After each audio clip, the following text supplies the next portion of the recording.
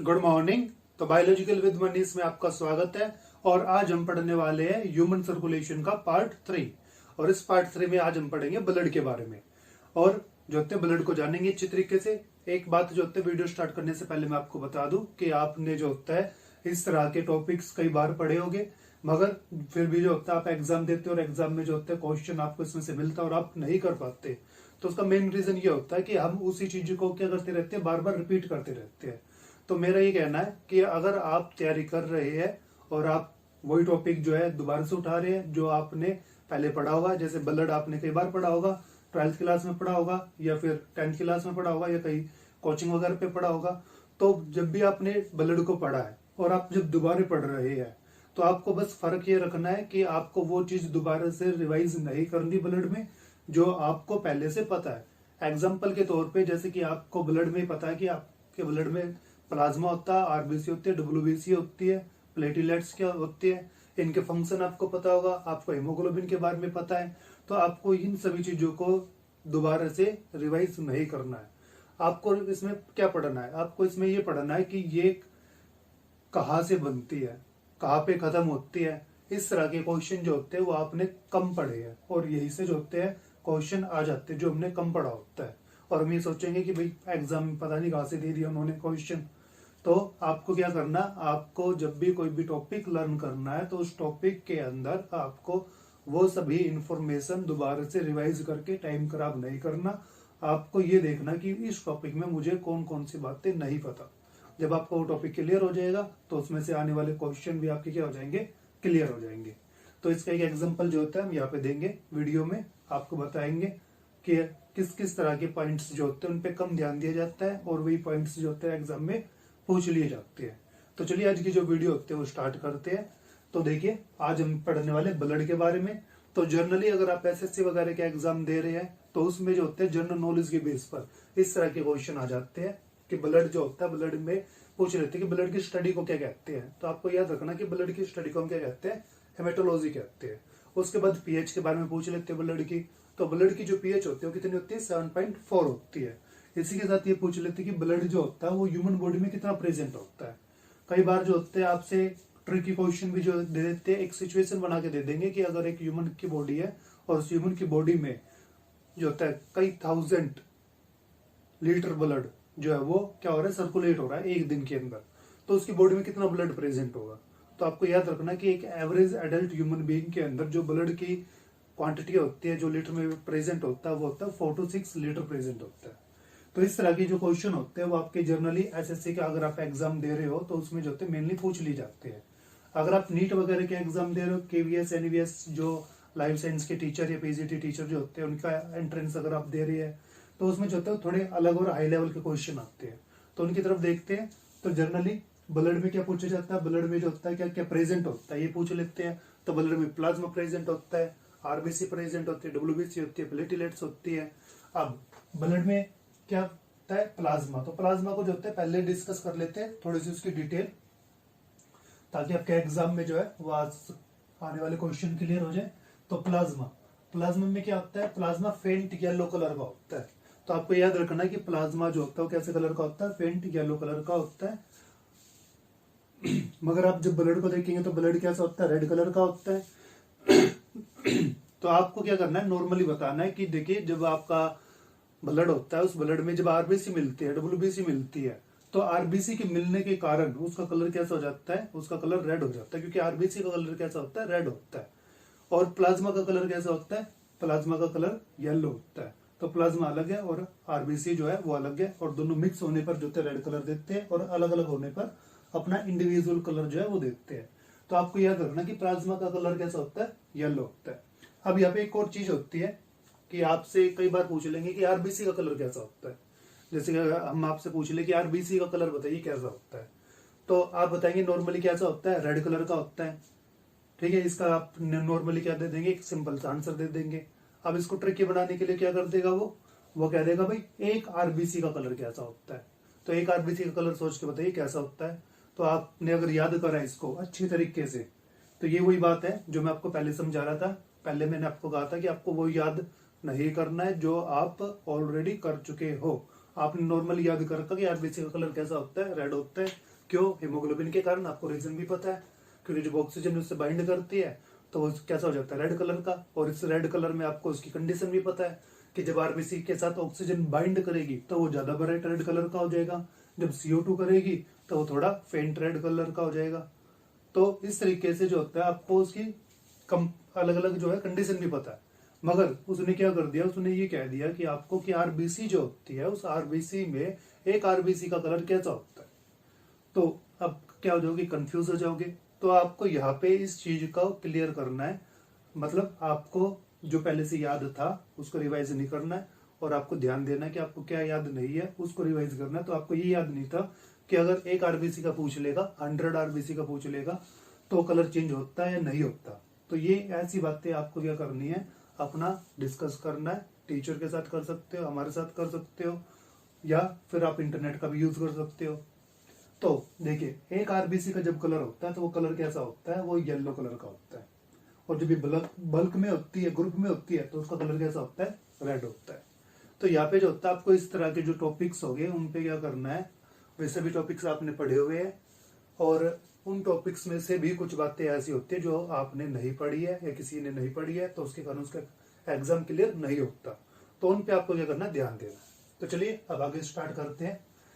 तो आपका प्लाज्मा जो होता है वो कैसा कलर का होता है, फेंट येलो कलर का होता है।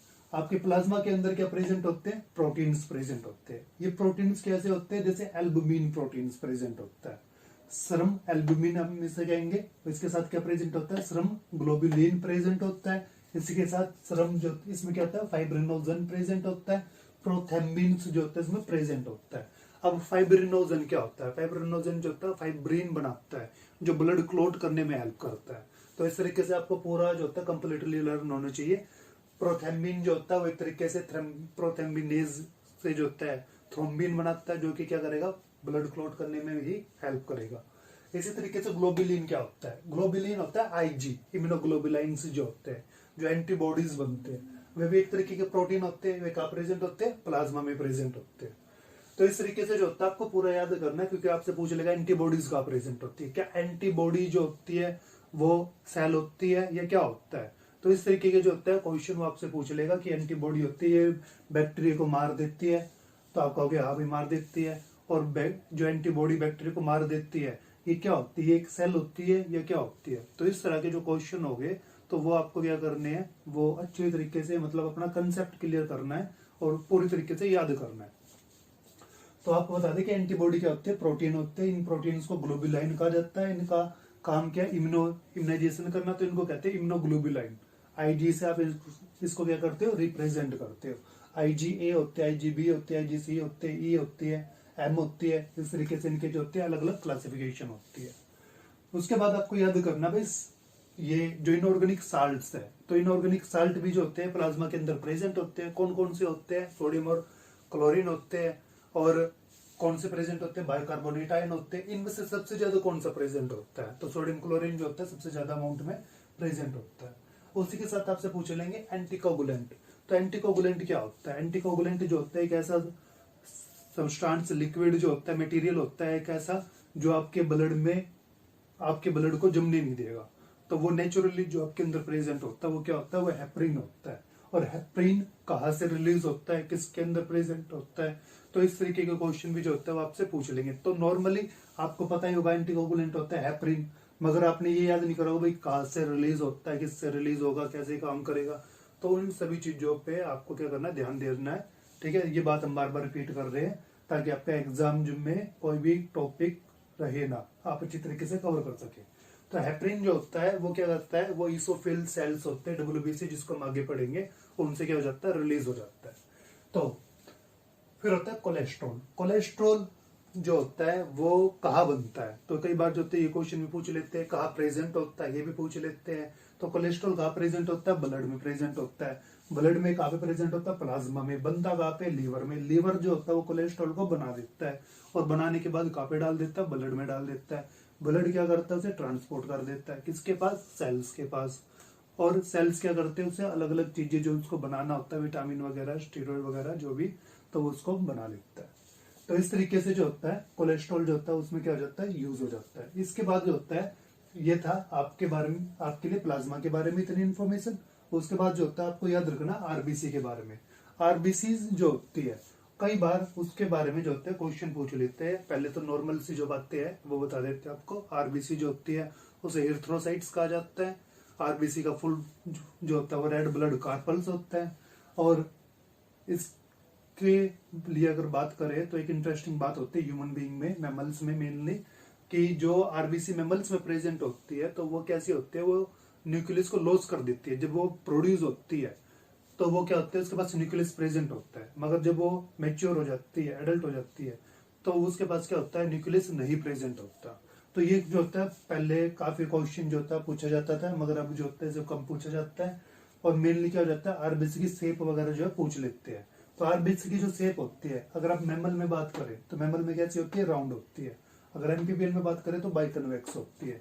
अगर फिश में बात करें तो कैसी होती है, ओवल होती है।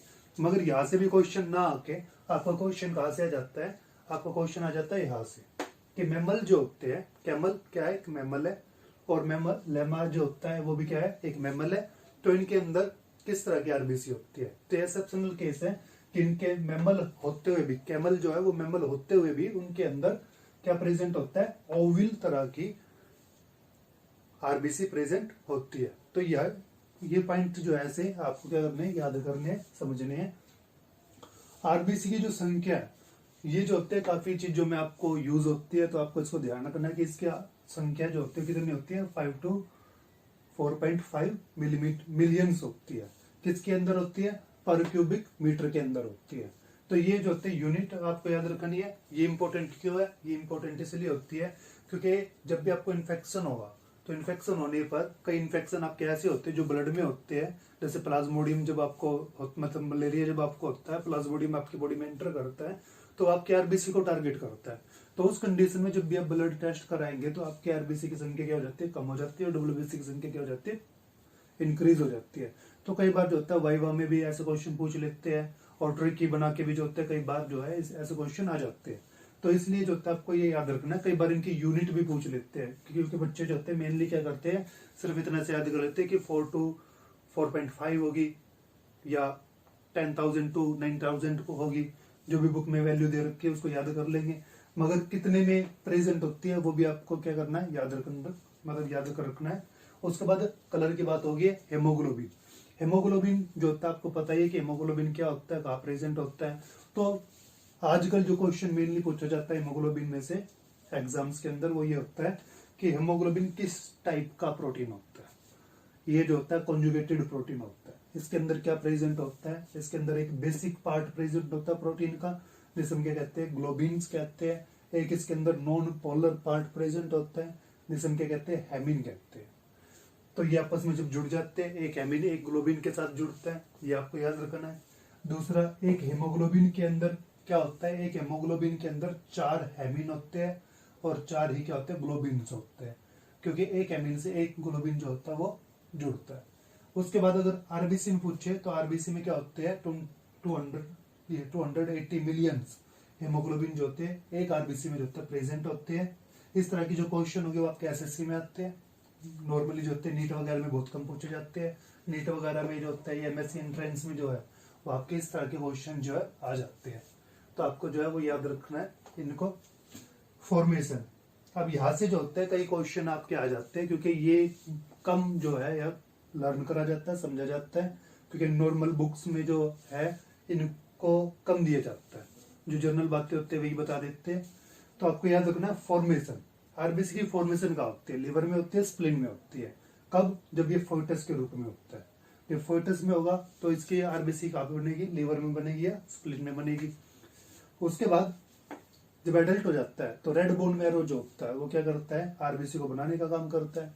अब आरबीसी मरती कहाँ पे है और मरने के बाद उसका क्या होता है, तो ये क्वेश्चन जो होता है वो आप कई बार ये लर्न नहीं करते, या यहाँ तक का टीचर जो आपको नहीं बता पाते नॉर्मल स्कूल्स के अंदर। तो आपको याद रखना है कि आरबीसी जो होती है वो आरबीसी क्या करती है, आरबीसी जब डेड होती है ब्लड में तो ये फेगोसाइटोटिक जो प्रोसेस होता है उसके अकॉर्डिंग जो होती है डेड होती है। अगर इसे डेड होना है तो इसके पास ये लिवर में जाके डेड हो सकती है, लीवर में जब ये डेड होती है तो लीवर में जो इसका हेमोग्लोबिन होता है, उसके अंदर जो हेमिन होता है और उसके अंदर जो आयरन होता है, उस आयरन को जो होता है वो लीवर रीयूज कर लेता है और उसको रीयूज करके क्या बनाता है, एक सब्सटेंस बनाता है जिसे कहते हैं बाइलिरुबिन। ये बाइलिरुबिन येलो कलर का होता है जो प्लाज्मा को क्या करता है, येलो कलर देता है। तो इसलिए अब आपको पता चल गया कि प्लाज्मा जो होता है कैसे कलर का होता है, येलो कलर का होता है। क्यों होता है, बाइलिरुबिन के कारण होता है। और ये बाइलिरुबिन जो होता है वो बाइल साल्ट में भी जो होता है काम करता है कई बार। तो ये होता है बाइलिरुबिन। अगर बाइलिरुबिन जो है उसकी मात्रा ज्यादा हो जाएगी ब्लड के अंदर तो प्लाज्मा कैसा हो जाएगा, और भी ज्यादा येलो होगा। तो उस कंडीशन में जो उस बच्चे को बीमारी होती है तो उसका शरीर कैसा हो जाएगा, पीला जो होता है पड़ना स्टार्ट हो जाएगा, येलो पड़ना स्टार्ट हो जाएगा। तो उस कंडीशन में जो बीमारी होती है उसको हम क्या कह देते हैं, जॉन्डिस कह देते हैं। तो ये जो है कुछ बातें थी जिनको आपको याद करना है, ध्यान देना है कि आप जो एग्जाम दे रहे हो, अलग अलग तरह के एग्जाम जो है आप देंगे, कोई एसएससी का देगा, कोई नीट का देगा, कोई एनवीएस केवीएस का देगा। तो उसमें अलग अलग लेवल पर अलग अलग तरीके से जो होता है क्वेश्चन पूछे जाते हैं। तो आपको एग्जाम क्लियर करने के लिए उन चीजों को वहां पे क्या करना है, नोटिस करना है कि एसएससी का एग्जाम दे रहा हूँ तो किस तरह के क्वेश्चन जो है वो आ सकते हैं। अगर मैं नीट वगैरह का दे रहा हूँ तो किस तरह के जो है क्वेश्चन वो आपके पास आ सकते हैं, या आप किसी और एंट्रेंस एग्जाम की तैयारी कर रहे हैं तो आपके पास किस तरह के क्वेश्चन आएंगे। तो ये था आज का हमारा टॉपिक ब्लड। इसमें जो है WBC जो है वो हम अगली वीडियो में जब तक कवर करेंगे क्योंकि उसमें काफी डिटेल होती है। कई क्वेश्चन जो होते हैं, बहुत से क्वेश्चन एक्चुअल में जो है WBC में से पूछे जाते हैं। तो उसको जो हम अलग से वीडियो में जो है कवर करेंगे। अगर आपका इस वीडियो से रिलेटेड कोई भी टॉपिक, कोई भी क्वेश्चन हो तो वो आप कमेंट में हमसे पूछ सकते हैं। अगर आपको वीडियो अच्छी लगी हो तो आप वीडियो को जो है शेयर कर सकते हो, कमेंट कर सकते हो और चैनल को हमारे सब्सक्राइब कर सकते हो। Thank you.